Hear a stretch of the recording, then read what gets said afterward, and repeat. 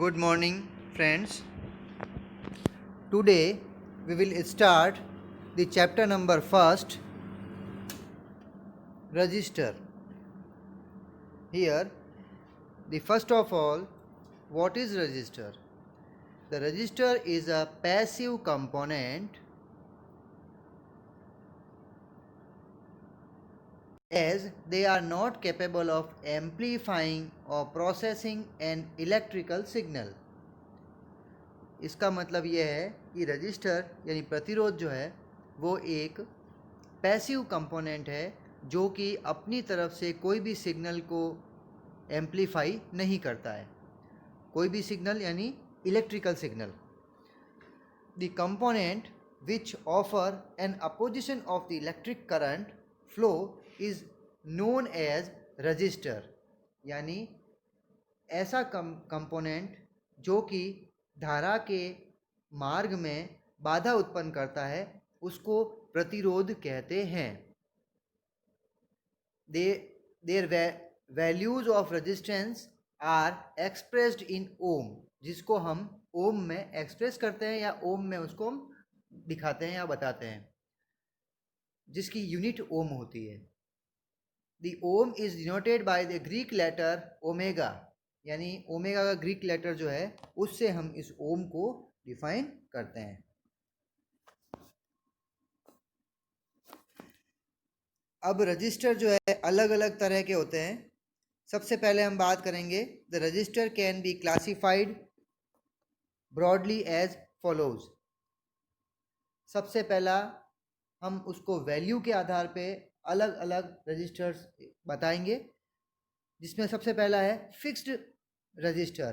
Fixed register का मतलब है कि इसकी जो वैल्यू है वो फिक्स रहती है, इसका जो मान है वो स्थिर रहता है, बदलता नहीं है या फिर हम उसको बदल नहीं सकते. The resistor of this category are fixed means their values can not be altered, यानी हम इनकी वैल्यू चेंज नहीं कर सकते. और फिक्स्ड रजिस्टर का जो सिंबल है वो सिंपल आप देख सकते हैं, एक जिगजैग लाइन बनाई हुई है. ये एक सिंपल रजिस्टर का सिंबल है, फिक्स्ड रजिस्टर का सिंबल है. उसके बाद में आगे आता है वेरिएबल रजिस्टर. वेरिएबल रजिस्टर यानी जिसकी वैल्यू हम चेंज कर सकते हैं.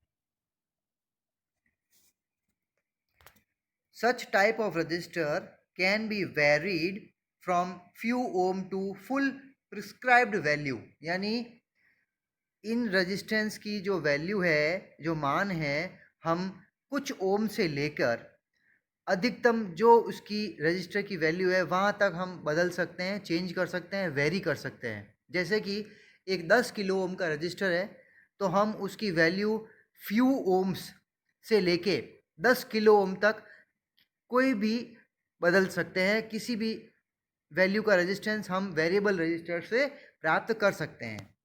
इसका जो रिप्रेजेंटेशन का सिंबल है उसमें एक जिगजैग लाइन है और एक एरो दे रखा है. ये एरो ये दिखाता है कि यह वेरिएबल रजिस्टर है. इसके साथ में एक और रजिस्टर होता है जिसको हम बोलते हैं सेमी वेरिएबल. उसके अंदर सेमी वेरिएबल रजिस्टर के अंदर वैल्यू वेरी करती है, लेकिन वो कुछ स्पेसिफिक वैल्यूज़ को ही दर्शाता है, इसलिए हम उसको बोलते हैं सेमी वेरिएबल रजिस्टर. और उसका सिंबल जो है वो भी जिगजैग लाइन होती है, बीच में एरो लाइन होती है और एरो का जो मार्क है उसमें मार्क नहीं होकर एक सिंपल लाइन होती है, उसको हम कहेंगे semi variable resistor.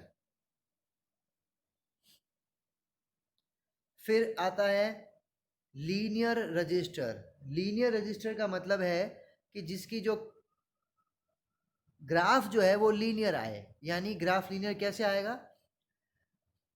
Are linear resistors in which current flow is proportional to the voltage applied across it. यानी वोल्टेज और करंट जो है वो एक दूसरे के प्रोपोर्शनल होंगे. यानी वोल्टेज बढ़ाया तो करंट बढ़ा, यानी V प्रोपोर्शनल टू I, यानी V जो है वो I के समानुपाती है, तो हम उसको लीनियर रजिस्टर कहेंगे.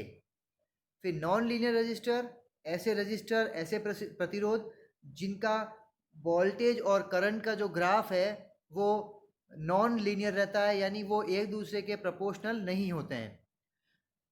So the non-linear resistors are those resistors in which changes in current flow is not proportional to the changes in the voltage across it. यानी वोल्टेज जो चेंज किया है हमने और जो करंट उसके अंदर फ्लो हुई है, प्रवाहित हुई है, उन दोनों के बीच में कोई भी संबंध नहीं है, यानी वो एक दूसरे के प्रोपोर्शनल नहीं है. तो ऐसे जो कंपोनेंट्स होते हैं, ऐसे जो रजिस्टर होते हैं, उनको हम बोलते हैं नॉन लीनियर रजिस्टर, अरेखीय प्रतिरोध. सच रजिस्टर्स आर, अब कुछ एग्जाम्पल देखते हैं. ये नॉन लीनियर रजिस्टर कौन कौन से होते हैं? Thermistor, VDR, log potentiometer, etcetera आदि. The graph of the linear and non linear resistor in shown in the diagram. यहाँ हम देख सकते हैं कि एक ये लीनियर और नॉन लीनियर रजिस्टर का जो ग्राफ है वो यहाँ दिखाया गया है. पहला ग्राफ आप देख सकते हैं, बिल्कुल सीधी लाइन है जो कि लीनियर रजिस्टर की है. और तीसरा ग्राफ आप देख सकते हैं जो कि लीनियर नहीं है, इसलिए ये कहलाएगा नॉन लीनियर रजिस्टर. ये ग्राफ जो है किसके बीच में बना है? वोल्टेज और करंट के बीच में है. अब हम बात करते हैं, हमने सबसे पहले पढ़ा है कि रजिस्टर जो है मेनली ओम्स लॉ पे डिपेंड करता है, यानी ओम्स लॉ कौन सा हुआ? V equal to I R. अब हम बात करेंगे V equal to I R जो है ये एक सिंपल प्रोसेस है, यानी एक ओम्स लॉ है. हम बनाना चाहते हैं रजिस्टर, यानी अब हम इस चैप्टर के अंदर रजिस्टर क्या है, कितने तरह के हैं, कैसा सिंबल है. अब हम ये देखेंगे कि रजिस्टर बनाते हैं तो उसके लिए हमको क्या क्या चीज़ें ध्यान रखनी पड़ेगी, कौन सी चीज़ों से हम अलग अलग वैल्यू के रजिस्टर्स बनाते हैं. तो उसकी मैन्युफैक्चरिंग के लिए एक रजिस्टर का एक फॉर्मूला है, एक सूत्र है, वो है R equal to rho l upon A. यानी यहाँ पर रेजिस्टेंस जो है वो R, रो रेजिस्टेंस हो गया R इन ओम, रो हो गया रजिस्टिविटी ऑफ द मटेरियल जो हम काम में लेंगे मटेरियल, जिसकी यूनिट होगी ओम सेंटीमीटर. उसके बाद में length of the material centimetre में L, और A cross sectional area of the material जो हो जाएगा सेंटीमीटर स्क्वायर. या आप ध्यान रखें इस चीज़ का कि हर यूनिट एक जैसी है, यानी ओम सेंटीमीटर, सेंटीमीटर, सेंटीमीटर स्क्वायर, यानी ये एक समान होना जरूरी है. नहीं तो हमको अगर मीटर दे रखा है तो उसको सेंटीमीटर में कन्वर्ट करना पड़ेगा. Here rho is the resistivity, ये है प्रॉपर्टी है मटेरियल की जो कि हम काम में लेंगे रजिस्टर को बनाने के लिए. अब हम यहाँ पर इम्पोर्टेंट फैक्ट ये देखते हैं कि हम किसी भी रजिस्टर को बनाने के लिए क्या प्रोसेस करेंगे. तो यहाँ हम देखेंगे कि R equal to rho l upon A, यानी rho resistivity of the material है, ये जो मटेरियल हमने काम में लिया उसके लिए है, तो ये तो हो गया फिक्स. अब हम बात करेंगे रेजिस्टेंस, तो हम डायरेक्टली ये कह सकते हैं कि रेजिस्टेंस जो है वो होगा, चेंजेस होगा किसके साथ में? L अपॉन ए रेशियो, यानी लेंथ ऑफ द मटेरियल और cross sectional area of the material. ठीक है. The value of the resistance varies directly with resistivity. अब हम दो तरीके से कर सकते हैं. यहाँ बात कर रहे हैं रजिस्टिविटी की, ये कि हम जो एक मटेरियल हमने बना लिया या एक मटेरियल हमने काम में ले लिया तो उसी से हम बहुत सारे रेजिस्टेंस बनाएंगे. तो यहाँ हम L बाई ए को कांस्टेंट रख के बना सकते हैं, लेकिन हमारा जो मेन एम है वो ये है, सेकंड नंबर पॉइंट, कि for a material of a given resistivity the resistance varies directly with the length L and inversely with cross section area A. यानी हम यहाँ पर सिंपल ये कह सकते हैं कि हम L यानी resistance is proportional to length and resistance is inversely proportional to the area और क्रॉस सेक्शनल एरिया. यानी हम जब रेजिस्टेंस की लेंथ बढ़ाएंगे तो रेजिस्टेंस बढ़ जाएगा, और जब क्रॉस सेक्शनल एरिया बढ़ाएंगे यानी ए को बढ़ाएंगे तो रेजिस्टेंस कम हो जाएगा, क्योंकि ये एक दूसरे के इन्वर्सली प्रोपोर्शनल है. The voltage and current resistance are related to ohm's law. यहाँ हम बात करेंगे V equal to I R, यानी I equal to V upon R और R equal to V upon I।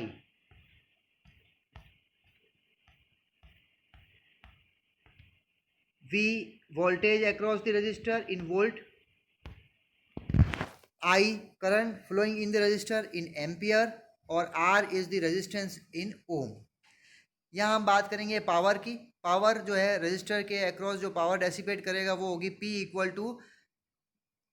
To we आई, और यहाँ पर V की वैल्यू अगर अपन रखेंगे तो I स्क्वायर R हो जाएगा, और I की वैल्यू रखेंगे तो V स्क्वायर बाई R हो जाएगा, जो कि हमने पहले देख रखा है। The application of the formula can be explain with the following examples. अपन अगली कक्षा में ये पढ़ेंगे कि इनके तीनों के फॉर्मूले के आधार पर छोटे छोटे एग्जाम्पल हैं जो कि एग्ज़ाम में आते हैं और हम इजीली इसको सॉल्व कर सकते हैं, लेकिन क्योंकि न्यूमेरिकल है इसलिए मैक्सिमम छात्र जो है इसको छोड़ देते हैं, इसको करते नहीं हैं। इसलिए आप बिल्कुल छोटे छोटे फॉर्मूले याद रखें जिससे कि मेन एग्ज़ाम में ये न्यूमेरिकल आसानी से किए जा सके और नंबर भी अधिक आने के चांसेस बन जाते हैं। इसलिए न्यूमेरिकल ज़रूर करें। ज़्यादा लेंथी न्यूमेरिकल हो तो अलग बात है, इन छोटे छोटे फॉर्मूलों से जो न्यूमेरिकल बनते हैं वो तो बहुत ही इजी होते हैं और उनको हर छात्र को अटेंड करना चाहिए और ये करने चाहिए, जिससे कि न्यूमेरिकल अगर सही है तो पूरे में से पूरे अंक मिलते हैं। Thank you. कल अपन नेक्स्ट टर्न पे एग्जाम्पल शुरू करेंगे।